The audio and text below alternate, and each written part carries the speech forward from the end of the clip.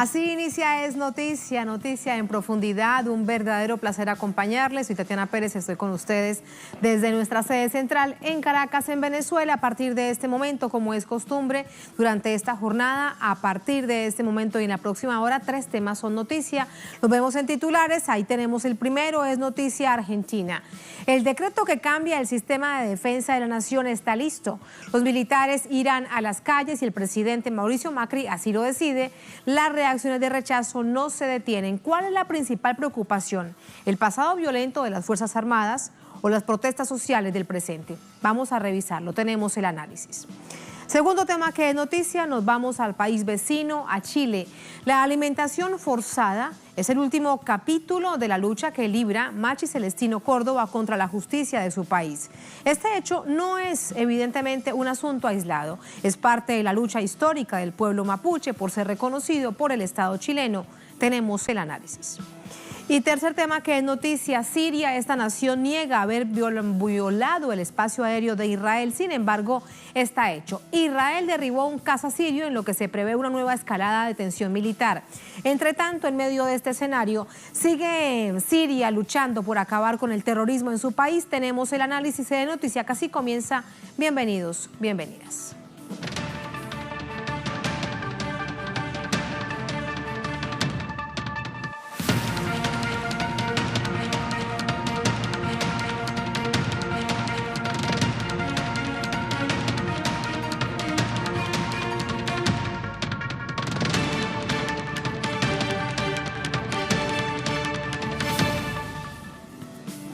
En noticia Argentina, este martes se oficializó el decreto que permitirá al presidente Mauricio Macri ordenar operaciones militares para mantener la seguridad interior del país.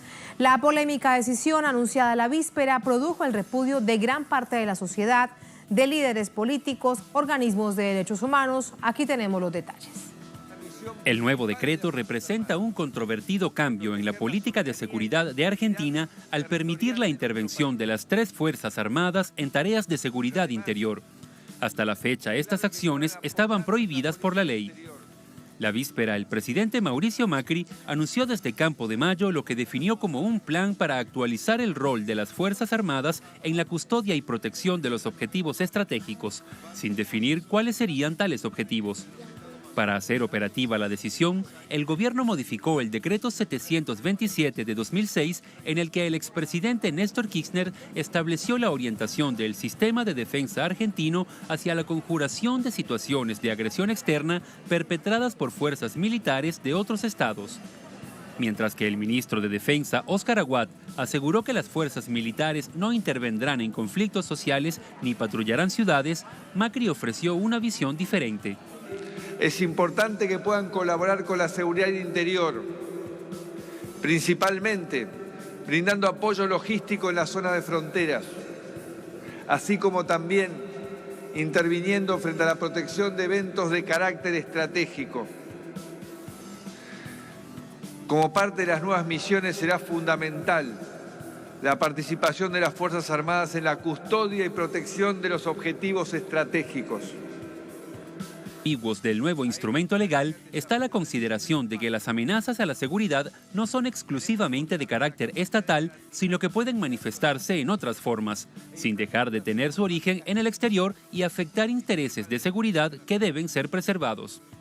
El actual estamento militar argentino es herencia de la sangrienta dictadura y es reconocido por su condición intrínsecamente violenta contra los ciudadanos.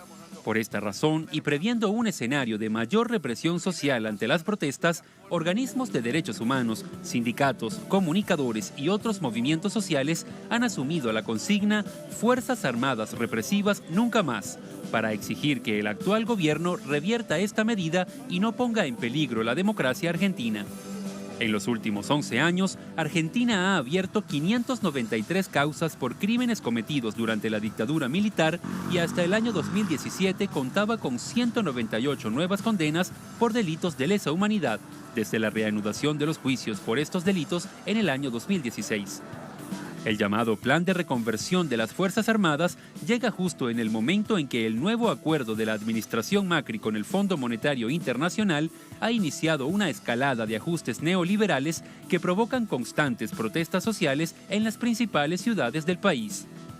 ¿Y cuáles son las reacciones al interior de Argentina? Revisamos esta, por supuesto. El Premio Nobel de la Paz, Adolfo Pérez Esquivel, escribía en Twitter: Macri quiere involucrar a los militares en tareas internas violando la Ley de Seguridad Interior y de Defensa.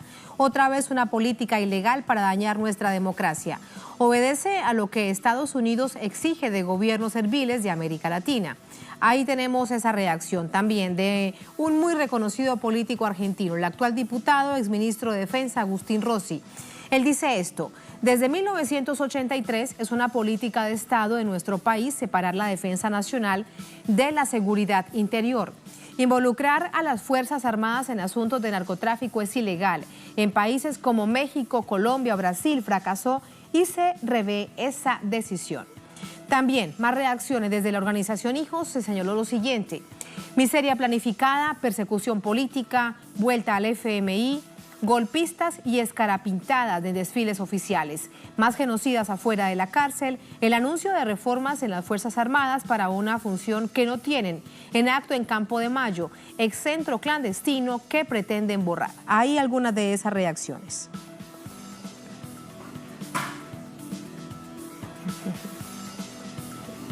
Reacciones a la que seguimos sumando más y más información, por eso nos vamos hasta Buenos Aires con Edgardo Esteban.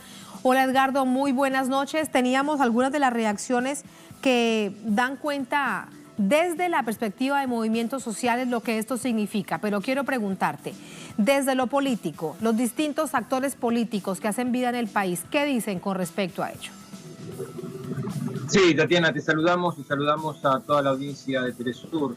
Nuevamente esta alternativa de la doctrina del enemigo interno que justificó la represión durante la dictadura cívico-militar en los años 70, 30.000 desaparecidos, esa doctrina de seguridad nacional que hacían las Fuerzas Armadas en aquellos días, que permitían secuestrar, torturar y hacer desaparecer personas, vuelve después de 35 años de lucha en favor de la verdad, la memoria y la justicia por parte de los organismos de derechos humanos, con los juicios por delitos de lesa humanidad que tiene la justicia y marcando justamente un camino que es ejemplo en el mundo, particularmente encabezado por las madres y las abuelas de Plaza de Mayo, esas mujeres que salieron a luchar para saber lo que significó la situación de sus hijos y a partir de ahí este largo camino que ahora les duele, les indigna y marca justamente un momento de mucha reflexión. La propia Estela de Carlotto, la titular de las abuelas de Plaza de Mayo, decía que es escandaloso lo que ha hecho el presidente Mauricio Macri porque de alguna forma vuelve a violentar a la Argentina y nos retrotrae a este largo camino que estábamos reparando en democracia. Y este proceso democrático tan duro fue justamente la alternativa de buscar cerrar esas heridas que ahora se vuelven a abrir.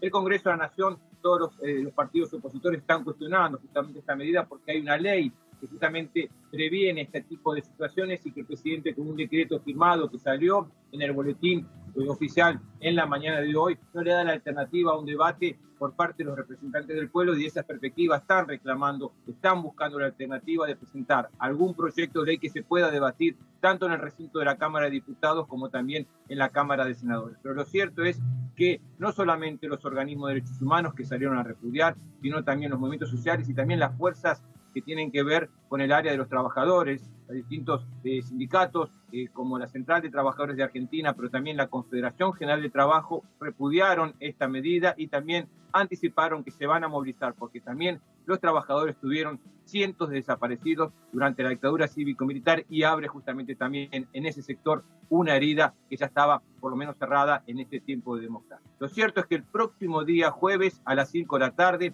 en las afueras del Ministerio de Defensa, se ha convocado a una movilización que va a ser importante, porque van a estar los organismos de derechos humanos, los movimientos sociales, los partidos políticos y también las centrales obreras para repudiar esta medida de fuerza, porque el pueblo argentino tiene memoria, ha luchado en favor justamente de este tiempo de libertad, de democracia, para que los represores estén presos y que las botas en Argentina no vuelvan nunca más. Desde esa perspectiva seguramente se abre otra instancia, otro tiempo de lucha, más allá de lo que significa este tiempo de ajuste, de hambre, de lucha por parte de los trabajadores. Ahora se suma también esta alternativa de salir a defender nuevamente en las calles esta defensa en favor de la verdad, de la memoria y la justicia aquí en la República.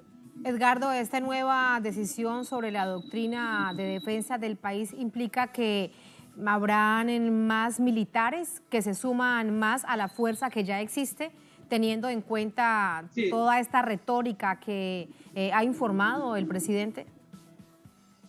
Paralelamente se ha conocido también la licitación de elementos a nivel de camiones, camionetas, de armas, de bastones. 2.000 bastones se han licitado en las últimas horas para justamente llevar a las fuerzas de seguridad, en lo que significa la alternativa de buscar reprimir la protesta social en esta estructura que se ha visto cada vez que hay movilizaciones, no solamente en la capital de Argentina, sino en todo el país. Se habla de buscar que los gendarmes que están ahora en la zona de frontera pasen a la estructura de lo que es este armado de seguridad y que los militares vayan a defender toda la zona de frontera, particularmente en el norte de la República Argentina. Lo cierto es que parte de este decreto les permite y les da la posibilidad también de actuar en territorio nacional, como lo hacían durante la dictadura militar, y que fue un tema que se debatió, que se pudo lograr una ley para justamente limitar esta estructura y que el ejército, la armada y también la fuerza aérea tengan tareas a nivel de defensa, a nivel de lo que tenga que ver con conflictos externos, pero ahora vuelve esta situación que es compleja, que es difícil, que marca justamente esta situación de tensión que de alguna forma el gobierno Mauricio Macri lo está haciendo en función justamente de lo que significa el ajuste y también las presiones de los Estados Unidos, porque si uno se remonta a la historia de lo que fue la dictadura cívico-militar y también el rol que tenía los Estados Unidos en las dictaduras en la región, hoy vuelve a generar justamente un juego de presión y también de darle esta alternativa en democracia, pero con las mismas herramientas que se usaron en aquellos días de horror y violencia. Ahí está, esa es la complejidad. Gracias por informarnos. Nos vamos de una vez con el análisis. Edgardo, buenas noches. Buenas noches, Susana. Muchas gracias. Para el análisis nos acompaña Javier Romero, periodista, docente, analista. También está con nosotros desde Buenos Aires. Hola, Javier, buenas noches. ¿Qué tal, Tatiana? ¿Cómo estás? Buenas noches para toda la audiencia de Telesur. Quiero leerte un fragmento de lo que ha dicho, por ejemplo, a manera de interpretación, el diario El Clarín, pero la verdad es que resulta tan complejo de entender que no sabemos si es ambiguo o es que es demasiada retórica o es demasiado elevado el discurso. Miren lo que dice con respecto a la nueva normativa. El nuevo decreto habla sobre la necesidad de nuevos roles y funciones como consecuencia de la evolución del entorno de seguridad y defensa. Establece como principio fundamental de la reestructuración la prioridad al accionar conjunto y la integración operativa de fuerzas, así como con las fuerzas de seguridad en sus funciones de apoyo. ¿Qué se entiende con esto? A ver si nos ayudas a comprenderlo, Javier. No, lo que pasa es que en este caso estás leyendo un diario que, bueno, obviamente es oficialista, es afín al macrismo, lo que trata es de sostener una doctrina, una idea que la verdad es que la mayor parte de la sociedad civil de nuestro país ha pasado a la historia. El rol de la intervención de las Fuerzas Armadas en la sociedad civil y en la seguridad interior, porque la verdad es que nos costó mucha sangre esa intervención militar en la Argentina. No solo, Edgardo recién recordaba los 30.000 detenidos desaparecidos, ¿no? Y la cantidad de asesinados que hubo durante la última dictadura militar, pero lo cierto es que a partir de 1930, cuando fue el primer golpe militar en la Argentina, hubo una constante intervención de las Fuerzas Armadas en la política, siempre cuestionando al poder civil y cometiendo un golpe tras otro, hasta finalmente en 1983, con el desastre provocado por la última dictadura militar, por su acuerdo con el Fondo Monetario Internacional, su alineamiento con los Estados Unidos, haber perdido la guerra de Malvinas. Bueno, se generó un descrédito muy grande en las Fuerzas Armadas y hubo un consenso entre las fuerzas democráticas de la Argentina a que los militares no debían intervenir en seguridad interior bajo ningún punto de vista. Fue un consenso que guió la mayor parte de los partidos democráticos durante los últimos 35 años. Es cierto que en 2006 Néstor Kirchner puso leyes muy precisas al respecto, pero la verdad es que la no intervención de las Fuerzas Armadas argentinas, muy ligadas a los deseos en general de los Estados Unidos, participó en el Plan Cóndor, ordenado por los Estados Unidos en nuestros países, en Argentina, en Uruguay, en Chile, en Brasil. Bueno, esas Fuerzas Armadas no deben intervenir en seguridad interior. Eso es un consenso que tenemos entre los argentinos. Lo que pasa es que Macri, que pretende ser el mejor alumno de los Estados Unidos, por eso los acuerdos con el Fondo Monetario, y por eso también el uso de las Fuerzas Armadas en una supuesta lucha contra el terrorismo y por la seguridad interior, que es lo mismo que Estados Unidos le propuso a Colombia, con los resultados ya vistos, ¿no? Miles y miles de muertes todos los años, o en México. La verdad es que estamos muy lejos los argentinos de aceptar este tipo de movida. Lo hacen en un momento de Javier, extrema pero debilidad. fíjate que por eso hay varias cosas que generan pues tantas dudas. Una de ellas, cuando yo te leía esta parte de la interpretación, es que si al pueblo argentino le quieren decir que lo que va a suceder es más de lo mismo, con este tipo de información, la verdad es que no ayudan, porque es muy enredado y muy ambiguo el discurso que se está haciendo. De un lado dice una cosa el ministro de la Defensa y de otro caso, bien distinta, es el planteamiento del presidente Mauricio Macri. Claro, pero por supuesto que lo que realmente va a regir esto es lo que está diciendo el presidente Macri, ¿no? El ministro de Defensa trata con ambigüedad, también pertenece justamente al partido, a la Unión Cívica Radical, un partido centenario, y que, digamos, justamente en el 83, el presidente era Raúl Alfonsín, también de la Unión Cívica Radical, y fue uno de los que sostuvo desde el punto de vista ideológico y político esta necesidad de que los militares no intervengan más en seguridad interior, que no intervengan más en la política argentina. Por eso le cuesta más a UAD ese papel. A Macri no le cuesta nada, porque la verdad que siempre fue del sector. Macri pertenece a la oligarquía argentina, el sector más que históricamente ha estado aliado a la dictadura. Mirá, Macri es un empresario. El grupo Macri, cuando empezó la dictadura militar en Argentina en 1976, tenía 5 empresas, y cuando terminó la dictadura tenía 46. Digo, para entender. Obviamente la dictadura gobernaba para el mismo grupo de poder que gobierna Macri, o sea, para los Estados Unidos, para los capitales transnacionales y para las oligarquías nativas. Bueno, eso es Macri. Macri siempre quiso a las Fuerzas Armadas. De hecho, fíjate cómo cambió la política de derechos humanos del Estado, que hay más de 300 represores que volvieron a su casa a partir de que llegó Macri al poder. Eso lo denunció en su momento la canciller justamente de Venezuela en una disputa verbal con el presidente Macri, ¿no? Y que Macri dijo que era falso. Bueno, no fue falso. Finalmente la política de derechos humanos implicó que a los genocidas los vaya dejando en libertad. Bueno, estas son las consecuencias de esa política. Y te decía, en un marco de extrema debilidad desde el punto de vista político y económico, Macri huye hacia adelante y sabe que va a necesitar a las Fuerzas Armadas, a la Gendarmería para reprimir el conflicto social que se avecina, porque en Argentina hay cada vez más pobres. Crece más el riesgo país, hay cada vez más desempleo, hay cada vez más protestas. Bueno, para eso necesita tener las Fuerzas Armadas interviniendo en seguridad interior. La verdad es que lo que hace Clarín con esa ambigüedad, tratar de sostener que no, porque encima tiene que reescribir algo que ha venido sosteniendo también el mismo diario a partir de que se recuperó la democracia en 1983. Javier, te entiendo el punto. Evidentemente, lo que se plantea entonces es mantener la ambigüedad, a ver si se entiende poco, con el discurso de que esto no será así, que no se inmiscuirán asuntos de seguridad interior, pero todos saben, es claro, en términos reales que sí. Ahora, fíjate, hay una pregunta que nos planteábamos también al inicio de esta emisión de Noticia. La mayor preocupación es por el pasado violento de las fuerzas militares, evidentemente relacionado con la dictadura, o el presente de protestas sociales de manera permanente en el país, producto de toda esta realidad tan complicada, tan dolorosa para el pueblo argentino. Pero justamente son las dos cosas, Tatiana, porque la verdad es que la respuesta... la verdad que uno imagina que frente a una protesta social debería ser el diálogo en un gobierno democrático y no la represión. Bueno, justamente lo que se instauró en Argentina cuando los militares podían intervenir en seguridad interior era responder todo con represión, no con diálogo. Entonces, en un contexto de creciente protesta social, en la compra de armamento, mirá, esta semana, ahí escuchaba a Edgardo Esteban, esta semana empezaron a patrullar naves israelíes de última tecnología en los ríos del norte de la Argentina, de la provincia de Misiones. Estados Unidos quiere poner una base militar aquí en Neuquén, en una zona petrolera. Digamos, el contexto es ese, es protesta social y cada vez más poder le dan a las Fuerzas Armadas. De eso no puede salir nada bueno y lamentablemente los argentinos lo conocemos porque lo hemos vivido con carne propia. Claro, y me queda una pregunta por hacerte que tiene que ver evidentemente con las fronteras.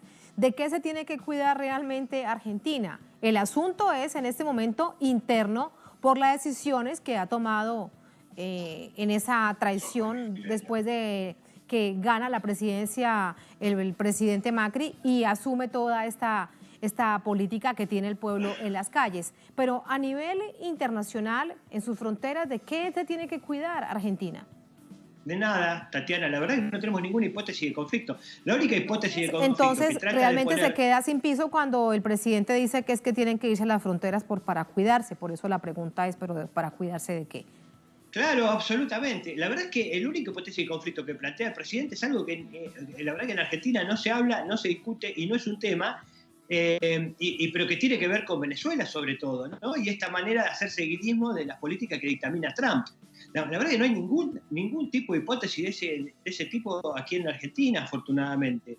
La verdad es que hemos aprendido con sangre lo que es pelearse entre hermanos, y no, la verdad que no nos interesa, no hay ninguna hipótesis de conflicto, consideramos a los países de América Latina como hermanos, así que también ahí se entiende la razón por la cual Macri quiere usar las Fuerzas Armadas, solo para los conflictos internos. ¿Es posible pensar en un caso hipotético con respecto ahora que hablas de Venezuela, de ejercicios militares para amenazar a Venezuela y que Argentina participe en ellos?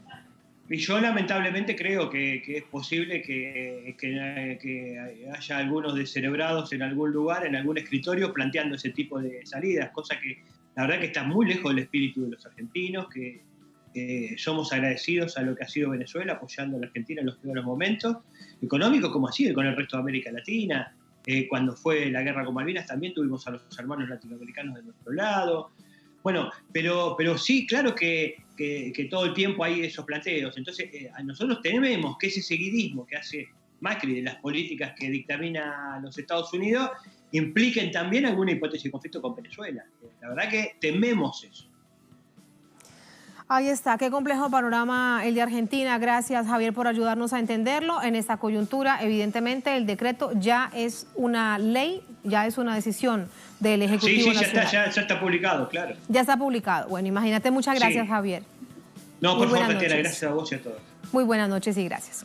Vamos a la mesa para compartir con ustedes más reacciones a propósito de esa decisión que toma el gobierno del presidente Mauricio Macri, esta nación del sur del continente. Cela de Carlotto dice esto: reforma a las fuerzas militares es un atropello, a ver qué se nos fue, aquí está, a la democracia argentina.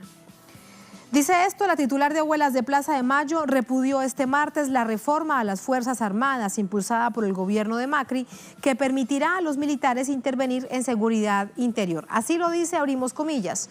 Es un atropello a la democracia, nos retrotrae a un pensamiento que no olvidamos. Evidentemente recuerdan épocas de la dictadura. Carlotto convocó a una movilización el próximo jueves 26 hacia el Ministerio de Defensa, esto es en Buenos Aires, bajo la consigna Fuerzas Armadas represivas nunca más, para evitar que las Fuerzas Armadas vuelvan a las calles. Ahí está entonces la convocatoria. Nosotros desde Telesur muy pendientes de esa movilización. Así nos vamos a la primera pausa en esta emisión de Es Noticia. Al volver, en Noticia Chile, nos quedamos en el sur del continente en este momento. La alimentación forzada es el último capítulo de la lucha que libra Machi Celestino Córdoba contra la justicia de su país. Este hecho no es un asunto aislado, no debe verse así. Es parte de la lucha histórica del pueblo mapuche por ser reconocido por el Estado chileno. ¿Qué hay de fondo? ¿Qué hay detrás? Lo vemos al volver en Es Noticia.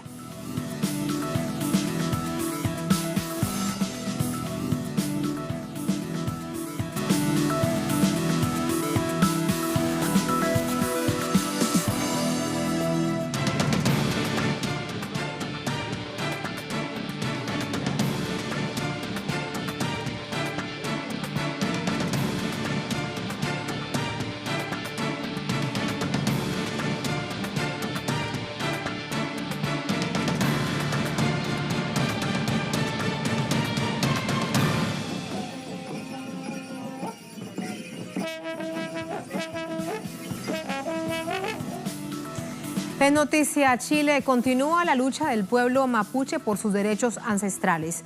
Luego de 54 días en huelga de hambre, el mapuche preso Machi Celestino Córdoba decidió iniciar una huelga de hambre seca.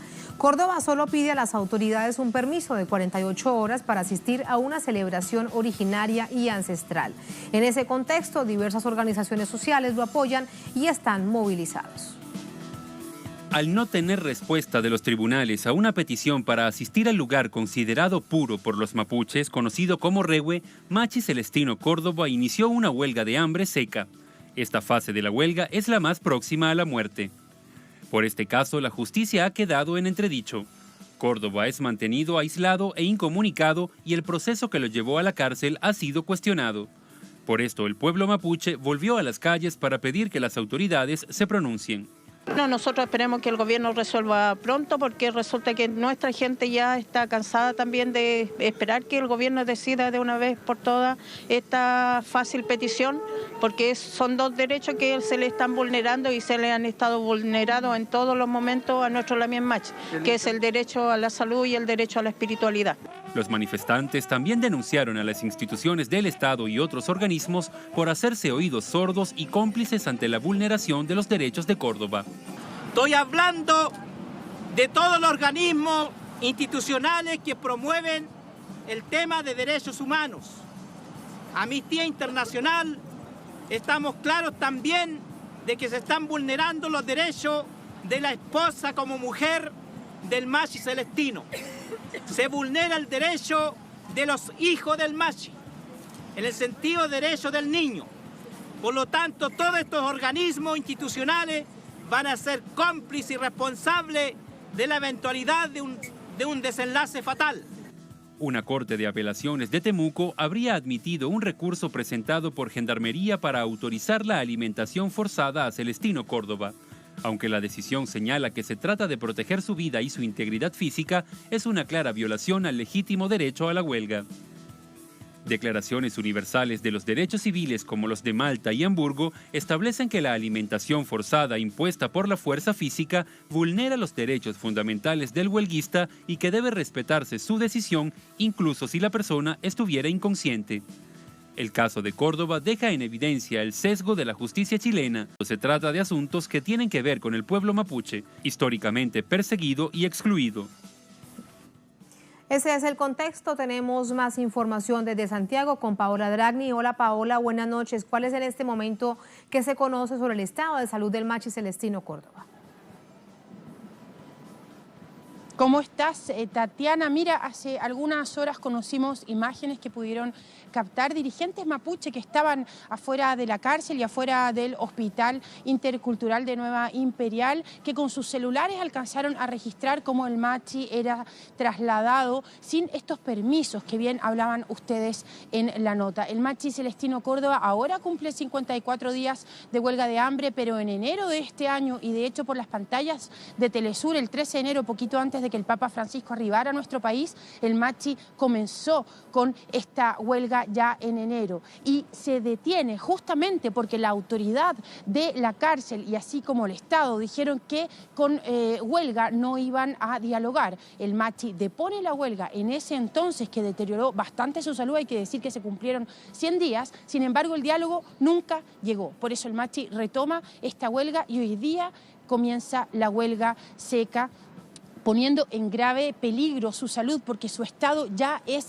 bastante dramático. Ahora hay que decir, Tatiana, que la semana pasada también vimos cómo el Machi fue sacado de la cárcel, llevado al hospital y nuevamente del hospital hacia la cárcel sin que se le den explicaciones a su esposa ni tampoco a los Machi que lo atienden a él. Hay que decir que el Machi es la autoridad espiritual del pueblo mapuche y que también es la encargada de la medicina tradicional. El Machi Celestino Córdoba tiene machis dentro del Hospital Intercultural de Imperial que le hacen este tratamiento al único al que él ha accedido. Sin embargo, ellos tampoco han sido informados de estas maniobras que, como bien ustedes decían, están violando las declaraciones como la de Malta y otras donde se garantiza el legítimo derecho a huelga. Hasta ahora no hemos tenido más novedades. Tratamos de comunicarnos con Jorge Guzmán, el abogado del Machi, para ver si se va a colocar algún recurso a favor de la legítima protesta que él está haciendo. pidiendo. Para contextualizar, Tatiana, solamente decir que esta ida al Rehue que él está pidiendo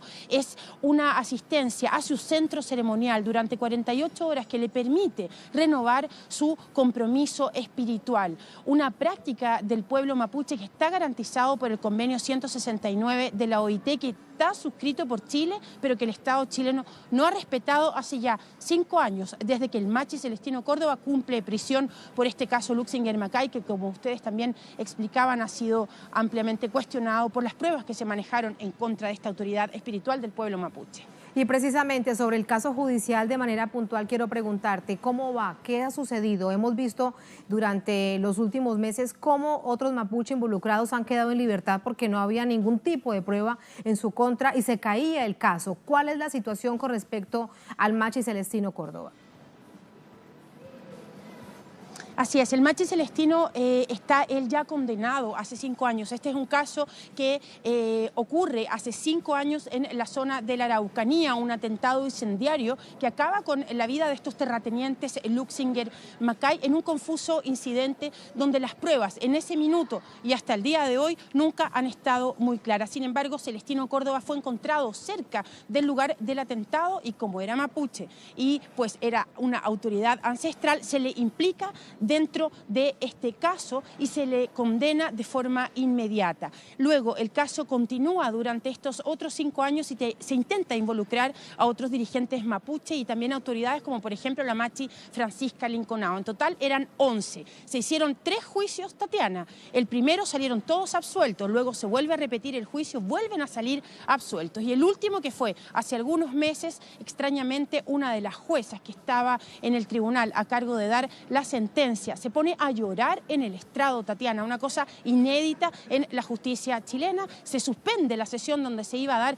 el veredicto de este tercer juicio de repetición del caso Luxinger Macay y la jueza presenta una licencia médica, nunca más se supo de ella. Otros jueces toman el caso y finalmente condenan a 3 personas, dirigentes mapuche, a cadena perpetua. Se está pidiendo justamente la nulidad de esta condena, porque en los otros juicios no hubo pruebas para inculparlo. Sin embargo, en este, extrañamente, cuando la jueza sale del estrado con esta situación de estrés y después presenta una licencia y acusa presiones, justamente es que están estos 3 condenados. Así que ha sido un caso tremendamente polémico donde a toda costa vemos cómo los poderes políticos han intentado culpar de alguna forma a algunos de los dirigentes mapuches. Celestino ya cumple condena hace 5 años y él lo único que está pidiendo ni siquiera es la revisión de su caso, sino este permiso por 48 horas. Y finalmente, Tatiana, quiero recordarte que hace pocas semanas se hizo una visita masiva justamente para celebrar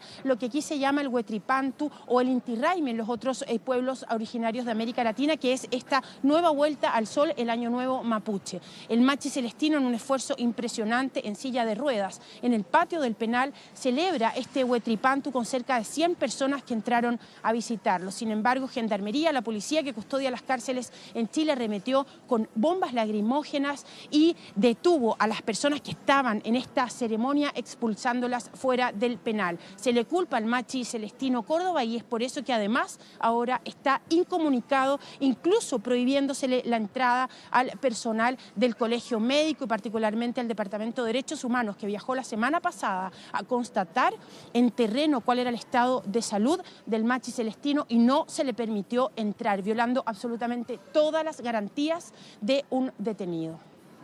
Ahí está la situación que enfrenta Machi Celestino Córdoba y que evidencia, Paola, ya sobre ese asunto lo vamos a analizar, la lucha ancestral del pueblo mapuche en tu país. Gracias y muy buenas noches. Buenas noches, Tatiana. Para el análisis nos acompaña Francisco Coloane, sociólogo y analista político de vasta trayectoria internacional, también desde Santiago. Hola, doctor Coloane, buenas noches. Buenas noches, Tatiana. Gusto de hablar con ustedes otra vez. A ustedes muchísimas gracias. Primero sobre el asunto coyuntural. Bien nos estaba detallando nuestra corresponsal acerca de las inconsistencias en el caso judicial y en este momento la gran preocupación es el golpe al derecho a la protesta del Machi Celestino Córdoba. Todo esto que indica con respecto a esta pugna que se ha mantenido entre el pueblo mapuche, el Estado chileno, en distintas etapas de la historia reciente? Porque en Chile existe una falla ancestral del Estado chileno, y que se exacerba precisamente cuando el pueblo mapuche, las comunidades mapuche, empiezan a utilizar herramientas que están dentro de la Constitución, inclusive, están dentro de los tratados internacionales, que son herramientas para su reivindicación histórica, que el Estado chileno no ha podido, de alguna forma, enfrentar con una política clara desde el punto de vista, no de la política hacia el indigenismo, sino una política de reconstituir el país en base a la admisión, a la toma de conciencia cultural del Estado y de los chilenos, de los políticos, nosotros los ciudadanos, de entender de que hay una nación mapuche. Mire, yo fui sociólogo en esa zona cuando me inicié como sociólogo en la primera etapa de la reforma agraria con Eduardo Frei Montalva. Estamos hablando de la década del 70. Y aún así nosotros, teniendo una postura progresista, veíamos al mapuche como algo extraño, no incorporado a la estructura nacional. Es como en la India, que se llama las áreas tribales, que no están incorporadas a la planificación normal del país, a la planificación del desarrollo. Los mapuches siempre fueron un pueblo de alguna manera arrinconado en la zona de la Araucanía, en una región importante del país, con medidas especiales y con programas especiales.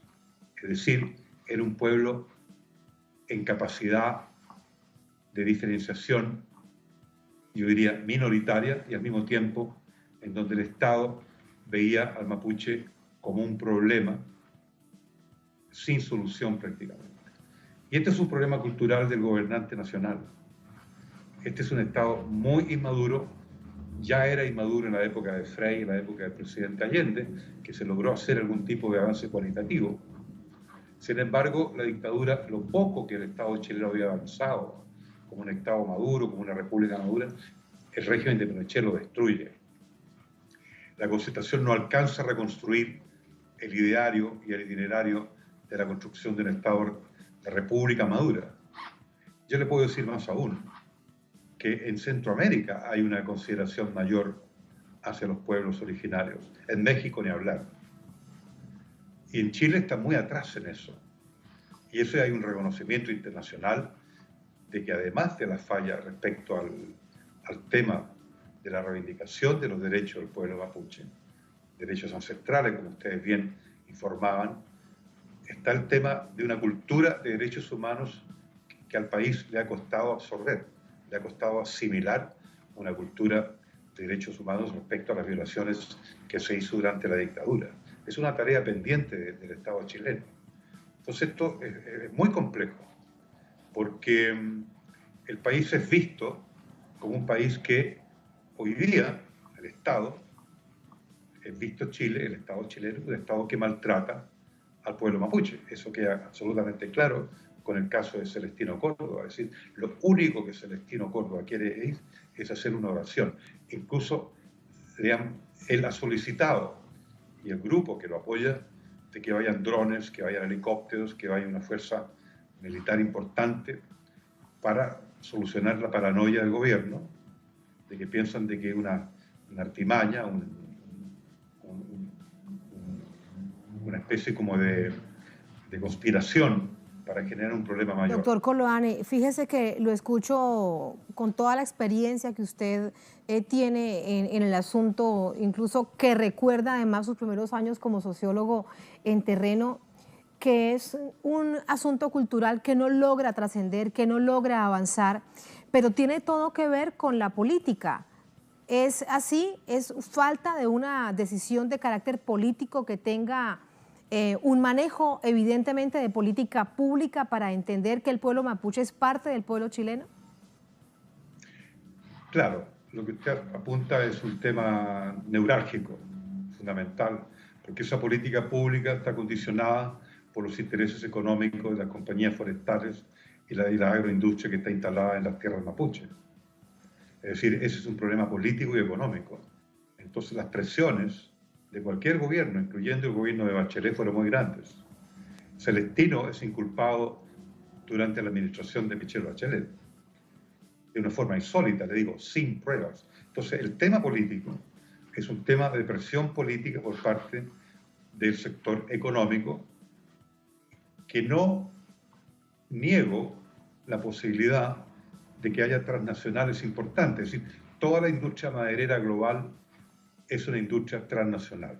No hay ninguna zona de explotación maderera masiva y voluminosa de las forestales, desde Nigeria, Sudáfrica, Canadá, Namibia, Filipinas, Indonesia, India, todas partes, Venezuela, inclusive Brasil, que no esté ligada a alguna transnacional. Es decir, el capital privado nacional puro no existe sin el apoyo complementario del capital transnacional. Por lo tanto, aquí hay un peso político de las transnacionales que es muy importante y que no se puede resolver solo localmente, porque los intereses son muy, pero muy voluminosos desde el punto de vista monetario. Las exportaciones de Chile en temas madereros, en temas de agroindustria, es un porcentaje que asciende 5, 6, 7% del Producto Nacional. Y toda la industria ligada a la industria forestal, que es la industria complementaria en donde se nutre la inmobiliaria, el sector de desarrollo urbano en general, el sector también de las nuevas tecnologías que están asociadas a la explotación forestal. Entonces, no es estrictamente la explotación de las tierras que son originalmente del pueblo mapuche, sino es toda una industria que exacerba las posibilidades políticas de una política pública que efectivamente entre a tallar y entre a dilucidar estos dos temas, el problema ancestral e histórico de reivindicar el derecho de los mapuches a su tierra, porque este es un fenómeno global, que muchos países han hecho progreso. En África se ha hecho mucho progreso en cuanto a la diferenciación marcada que hay en las distintas naciones, se le llama en África, que son culturas, porque tienen una lengua diferente. Tenemos el tema que se trata de resolver en Bolivia. Yo no sé la situación específica en Venezuela. En Colombia también existe el problema. En Brasil ni hablar. Se ha aniquilado a verdaderas... En Brasil ha habido mini holocaustos con los pueblos indígenas originarios del Amazonas. Los conocemos nosotros, en la prensa, en los medios. Entonces, es un tema tremendamente complejo. Un tema complejo y que usted bien lo dice, hay naciones que han progresado. Bolivia es un ejemplo de ello. Venezuela tiene un capítulo en la Constitución dedicado al respeto del derecho, la cultura, la historia de los pueblos ancestrales.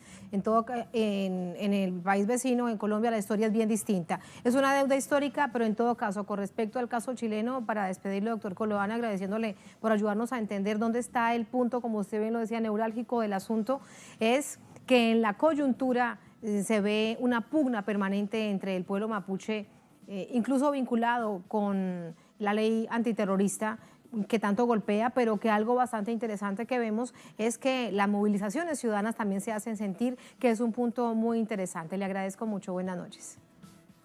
Buenas noches. Muchísimas gracias. Así nos vamos a la segunda última pausa en esta emisión de Es Noticia. Al volver, nos vamos más allá de nuestras fronteras. Es noticia Siria. Esta nación niega haber violado el espacio aéreo de Israel. Sin embargo, la situación está hecha. Israel derribó un caza sirio en lo que se prevé una nueva escalada de tensión militar. Mientras tanto, este es un escenario, el otro fundamental. Siria sigue luchando por acabar con el terrorismo en su país, para que los desplazados internos regresen a sus hogares, para que los refugiados regresen a sus hogares. Tenemos el análisis al volver en Es Noticia.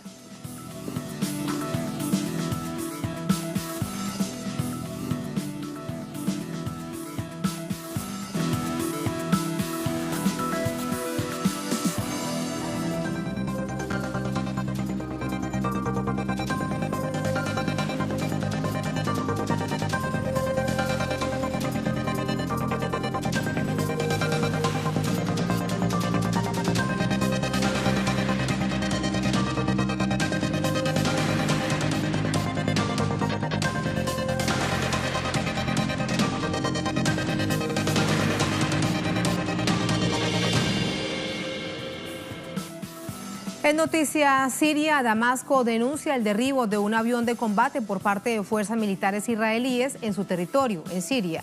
El gobierno de Bashar al-Assad asegura que ese ataque aéreo, al igual que la evacuación de los cascos blancos con apoyo de Israel, demuestra de qué lado de la historia está el gobierno sionista. Tenemos los detalles. El ejército israelí derribó este martes un caza sirio de fabricación rusa con el disparo de 2 misiles Patriot.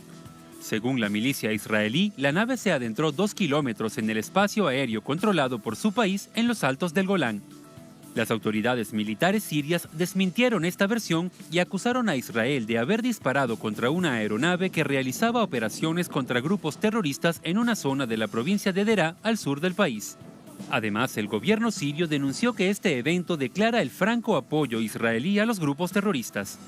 2 días antes de este ataque, el gobierno de Israel lideró la evacuación de territorio sirio de más de 400 miembros de la cuestionada organización Cascos Blancos junto a sus familiares, con el apoyo de Estados Unidos, Reino Unido, Jordania, Alemania y Canadá. Desde el Ministerio de Relaciones Exteriores sirio aseguran que esta acción revela la verdadera naturaleza terrorista de los Cascos Blancos. Asimismo, la Cancillería rusa expresó mediante un comunicado que el apoyo extranjero a esa supuesta ONG deja claro bajo las órdenes de quiénes estaban y quiénes eran sus financistas. Lo mismo opinó el subsecretario general del movimiento Hezbollah en el Líbano, Sheikh Naim Qassem. Si queremos saber a quién combatimos, debemos observar cómo los cascos blancos, que se proclamaban de la defensa civil, pasan a través de Israel por orden de Estados Unidos y demuestra que son la cara oculta, con seductora forma humana, que dice querer actuar humanamente, pero se demostró que son instrumentos de Israel y Estados Unidos dentro del territorio sirio.